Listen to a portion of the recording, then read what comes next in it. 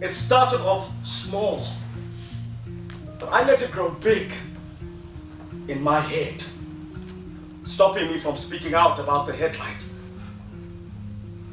If I had the courage then to speak out, then maybe things would have turned out differently.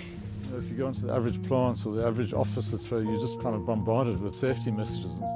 One has to really find ideas that somehow shake people and, you could say, rattle their cages. Up to now, from a business point of view, we are standing on 156 days without a lost time injury, which equates to roughly about 9.5 million man hours. Why the snake metaphor works so well is that there's this universal fear and respect of snakes. Every time when I go through the industrial theatre, when I go through the practical simulation of the process, the workshops after it, the lessons learned after that, I'm excited all over again. The first exposure an audience will have to it is via the industrial theatre. A 2-meter-long cobra snake fixing its beady eyes on me, swaying from side to side with its hood spread, warning me that it's about to attack.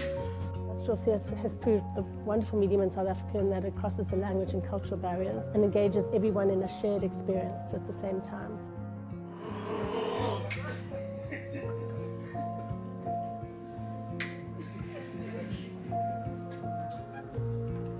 Brachali, it looks like your seatbelt is not working at the back here.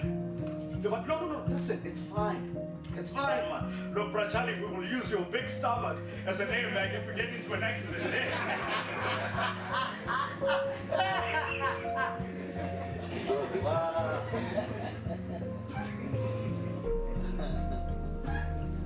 That's very early in our journey when I realized that we have a snake in the car.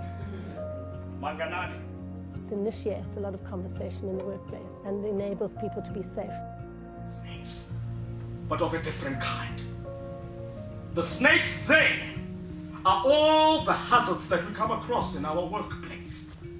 The impact is that it cuts through the clutter of the communication that is all around us and the overload of communication and engages with people in a very immediate place. To make sure that everybody works safely so that they can go home safely to their families. Combine the snakes and safety with the adder, we're looking at hazards that are camouflage but that will strike suddenly. It's normally associated with hazards like gas and electricity. We associate any hazard that warns you with a cobra.